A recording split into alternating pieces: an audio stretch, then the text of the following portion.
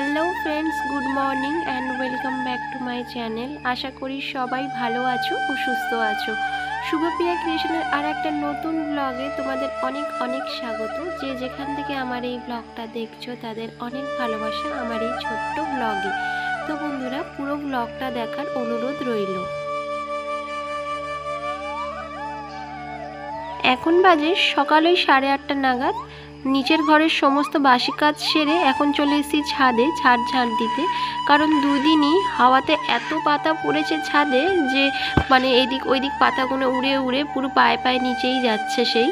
তো তাই জন্য ভাবলাম কি আগে ছাদটা ঝাড় দিয়ে নিই। রোদ্দুর উঠে গেছে অনেকই, কিন্তু কষ্টও লাগছে ঝাড় দিতে, কারণ এখন তো একটু একটু গরমও যেহেতু পড়ে গেছে। আর ছাদে না বেশি বেলা করে ঝাড় দিলে বা কাপড় মেলতে আসলে বেশ ভালোই গরম লাগে। তো কিছু করার নেই, এতটাই পাতা পড়েছে যে এইগুলো না পুরো ছাদ থেকে পায়ে পায়ে পুরো নিচে চলে যাচ্ছে। তো ভাবলাম কি যতই কষ্ট হোক ছাদটা আগে ঝাড় দিয়ে নিই।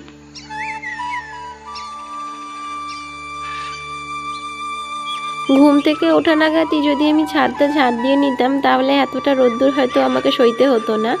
কিন্তু ভাবিনি যে আজকে ছাদটা আমি ঝাড় দেবো। কি বলতো, হুটহাট করে কাজ আমার বেরিয়ে যায়। যেমন ধরো এই 2 দিন ধরেই ভাবছিলাম ছাদটা ঝাড় দেবো, কিন্তু যথেষ্ট পরিমাণে পাতা পড়েছে। আর আগের দিন না এই যে আগাছাও কিছুটা পরিষ্কার করেছিলাম। তো আজকে ছাদটা একেবারে না ঝাড় দিলেই নয়।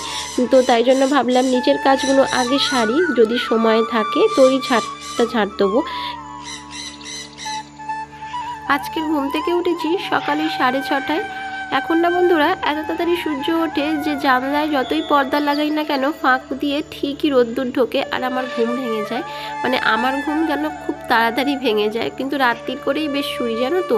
প্রায় 11:30-12টা বেজে যায় রাত্রিরে শুতে, কিন্তু ঘুম থেকে উঠিয়েও যাই তাড়াতাড়ি। আর এখন দেখো নিচে এসে একটু চাও বসিয়ে দিলাম, কারণ ওইদিকে আমার ছেলে আর বর দুজনেই ঘুম থেকে উঠে গেছে। আর আমি চাটা বসাচ্ছিলাম না, কারণ ওদেরই অপেক্ষা করছিলাম যে আমার বর কখন ঘুম থেকে উঠবে আর আমি চা বসাবো। কারণ এত কিছু কাজ করার পর সকাল থেকে একটু মনটা চা চা করে। আবারও কি বলো তো, যদি ওরা তাড়াতাড়ি সকাল সকাল ঘুম থেকে ওঠে না তাহলে আমারও বিপদ। কারণ এইটা চাই, ওইটা চাই, ওইটা করো, সেইটা করো, এইসব করতে করতে আমার বাসি কাজগুলো সাথে সাথে প্রায় 10টা বাজে। তো তাই জন্য আমি ভাবি যে ওরা যতক্ষণ পারছে ঘুমোক, তো তার মধ্যে আমি বাসি কাজগুলো সেরে নিই। তারপরে আবার ছেলের তো স্কুলও আছে। আর এখন দেখো চাও করে নিলাম, চাটা আমার হয়ে গেছে। আর কালকে রাত্রে না দুধ একটু বেশি ছিল, আমার ছেলে খায়নি জানো তো। কালকে রাত্রিরে ওকে আমি ডালিয়া দিয়েছিলাম, তো সেই জন্য সেই দুধের চাটা আমি এখন করে নিলাম। সেই দুধটা যেটা বেঁচেছিল সেটা দিয়েই এখন চা করলাম। আর এখানে দেখো কয়েকটা ব্রিটানিয়া থিম নিলাম, কারণ আমার ছেলেকে দেবো। ও চা দিয়ে বিস্কুট দিয়ে খুব ভালো খায়। আর এই যে দেখো আমার ছেলে বিস্কুট খেয়ে এখন জল খাচ্ছে। আর ওর গলায় না আমি একটা কাপড় জড়িয়ে রেখেছি, কারণ ওর খুবই কাশি হচ্ছে। তো গলাটা একটু কাপড় জড়ালে কি হয় বলো তো, একটু গরম থাকে আর কাশিটা একটু কম হয়। এই করেও 2 দিন স্কুলে যেতে পারিনি।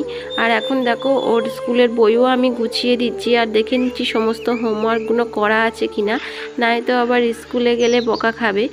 বকা কি বলো তো, আমাকে হোয়াটসঅ্যাপে মেসেজ পাঠাবে যে হোমওয়ার্ক হয়নি। তো সেই জন্য আমি চেক করে নিচ্ছি যে সব কিছু কমপ্লিট আছে কিনা, কারণ 2 দিন শরীর খারাপের জন্য না ও পড়তে বসতে পারিনি। আর এখন বন্ধুরা ওয়েদারটা এমনই বাজে যে প্রত্যেকটা বাড়িতে বাচ্চা থেকে বড়রা প্রায় সবাই অসুস্থ। একজনের হয় তো পরিবারের সবারই হতে থাকে এক এক করে। যেমন আমার বাড়িতেই দেখো, প্রথমে হলো আমার ছেলের, তারপরে হলো আমার। আর এখন তো আমার বরেরও শরীরটা একটু খারাপ কালকে রাত্রির থেকেই বলছে। এটা একটা ভাইরাস, বাড়িতে একজনের হলে প্রায় প্রত্যেকজনের হতেই থাকে। তো সেটা নিয়ে আর এখন কিছু বলার নেই, কারণ সিজন চেঞ্জ হলে এটা সবার ক্ষেত্রেই হয়। আর এখন দেখো আজকে না ওর ড্রয়িং ক্লাস রয়েছে, তো সেই জন্য ওকে আমাকে রং পেন্সিল দিয়ে দিতে হবে। আর স্কুলের ম্যাডাম কালকে আমাকে মেসেজও পাঠিয়েছে যে যে কালারের রং হবে সেই কালারটাই শুধু পাঠাতে, নইলে না ওরা না রং নিয়ে ভীষণ নষ্ট করে, এদিক সেদিক ছিটায়। তো সেটা স্কুলে হয়তো অ্যালাউ করে না। তো সেই কারণেই আমাকে মেসেজ পাঠিয়ে বলেছে যে যে রং যে কালারের রং হবে শুধু সেই কালারটাই দিতে।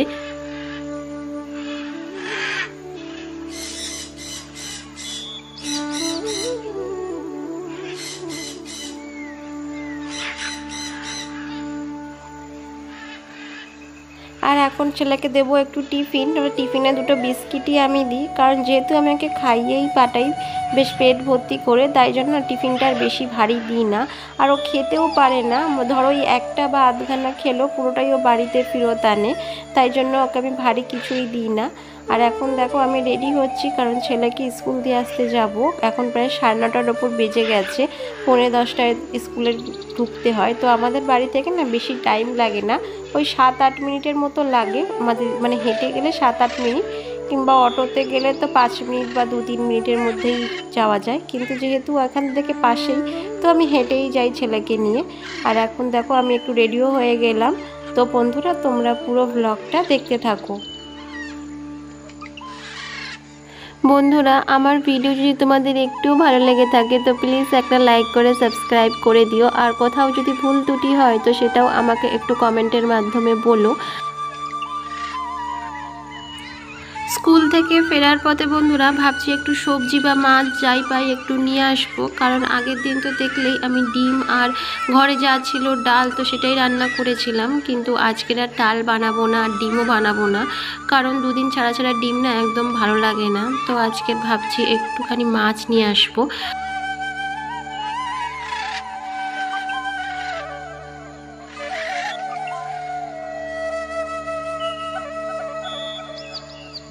স্কুল থেকে ফেরার পথে বন্ধুরা এনেছি একটু মাছ, আর ওই যে কালো প্লাস্টিক দেখতে পাচ্ছ, ওই কালো প্লাস্টিকে রয়েছে একটু মুরগির মাংস। আর এটা না বন্ধুরা সেই ছোটো ছোটো ভোলা মাছগুলো হয়, তো সেই মাছটাই এনেছি আজকেরে। প্রতিদিন রুই কাতলা তো ভালো লাগে না, তাই আজকের একটু ভোলা মাছ আনলাম। আর মুরগির মাংসও একটু এনেছি, ওটা এনেছি আমার ছেলের জন্য, আর এই মাছটা এনেছি আমাদের দুজনের জন্য। এই এত ছোট মাছ আমার ছেলে আবার খেতে পারে না, মানে ওই রুই কাতলাটা আনলে তাহলেই হয়তো একটু খায়, কিংবা এই ছোটো ছোটো মাছ একদমই খেতে পারে না। আর ও তো খুবই ছোট, তো ওকে বেছে না দিলেও খাবেই বা কী করে। আর অত ছোট ছোট মাছ তো কাঁটা তো ভীষণই থাকে, তাই জন্য ওর জন্য একটু মুরগির মাংস এনেছি। এই মুরগির মাংসটা অনেকটাই ওর জন্য, ধরো এখানে না বন্ধুরা 300-র মতো মাংস আছে। 300 মাংস ওই 60 টাকার মতো নিয়েছে। আর আমাদের এখানে এখন মুরগির মাংস 200 টাকা কেজি। আমি একটু 300-র মতোই মাংস এনেছি, কারণ এত মাংস কে খাবে, কারণ আমার বর তো মুরগির মাংস খায়ই না। এটাই একটা অসুবিধা জানো তো, যে 2-3 জন যদি একই জিনিস খায় তাহলে একটু বেশি করে এনে রান্না করে নিলে অত ঝামেলা থাকে না। কিন্তু যেহেতু বর খায় না, তো ওর জন্য আমাকে মাছ আনতেই হয়। তো কিছু করার নেই, কারণ আমরা যেহেতু মাংস খাবো আর ওকে ডিম বা ডাল বানিয়ে দেবো সেটা তো ঠিক না।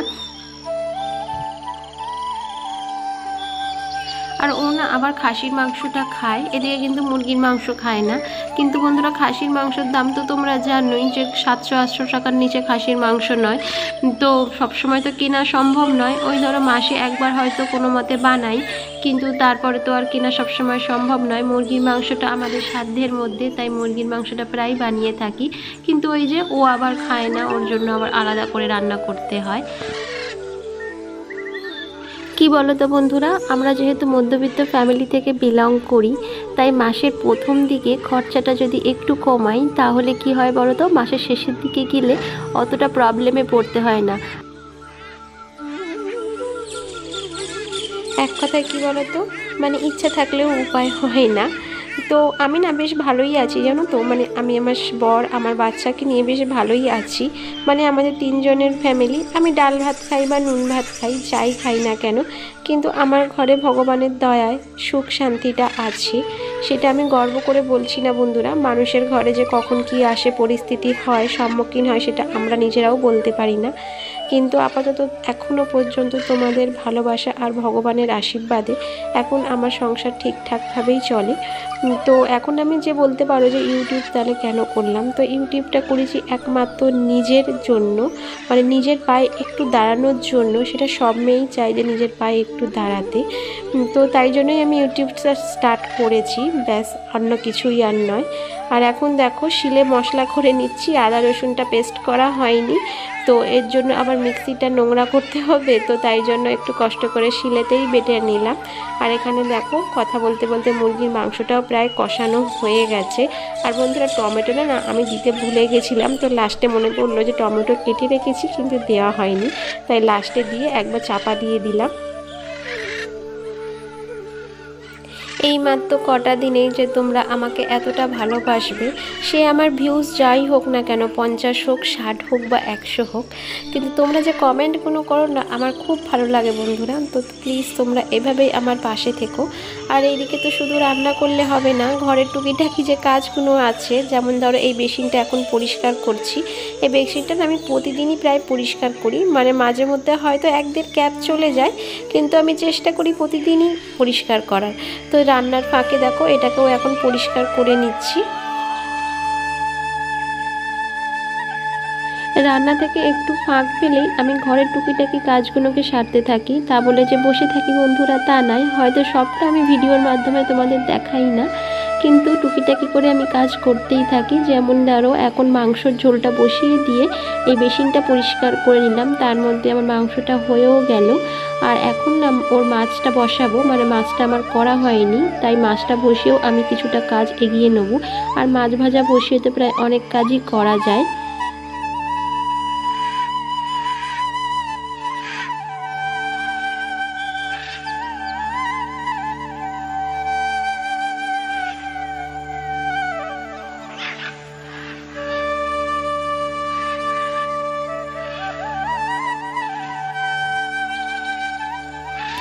এইদিকে সিঙ্কে কটা বাসন পড়েছে, তো সেগুলো এখন মেজে নিচ্ছি। আমি না প্রায় দুটো করে যখনই বাসন পড়ে বন্ধুরা, রান্নার ফাঁকে ফাঁকে মেজে নিই, তাহলে না বেশি বাসন আর জড়ো হয় না। আর অতিরিক্ত বাসন একসাথে দেখলে আমার না একটু বিরক্তি লাগে, মানে ধুতে বিরক্তি লাগে। তখন না এতটা আলসামি লাগে যে পরে দেবো, কিছুক্ষণ পর করছি, তো এইরকম একটা আলসামি ভাব চলে আসে। তাই জন্য আমি যতটা পারি বাসন যদি পড়ে তার সাথে সাথে সেটা আমি ধোয়ার চেষ্টা করি।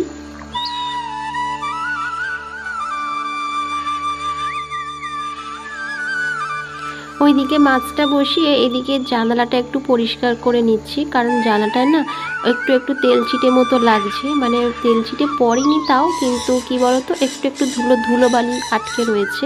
তো তাই জন্য ভাবলাম ওইদিকে মাছটা হতে থাক, তো ততক্ষণে আমি এইদিকে জানালাটা পরিষ্কার করে নিই। খুবই কম খোলা হয় বন্ধুরা এদিকে জানালাটা, মানে ওপরের ঘর তো, যদি অতিরিক্ত গরম না থাকে রান্নাঘরে তাহলে আমি খুলি না, কিন্তু যেহেতু এখন পরিষ্কার করছি তো এখন আমি খুলেই পরিষ্কার করতে হবে আমাকে। আর জানলাটা খুলেই বা কী করবো, চতুর্দিকেই তো ঘর, মানে এদিক জানলা খুললেও ঘর, ওই দিক জানলা খুললেও ঘর, একটুও তো হাওয়া ঢোকে না। কিন্তু ওই যে রান্না করি, রান্নাঘর যখন পুরো ধোঁয়ায় ভর্তি হয়ে যায় তখন আমাকে জানলাটা খুলতেই।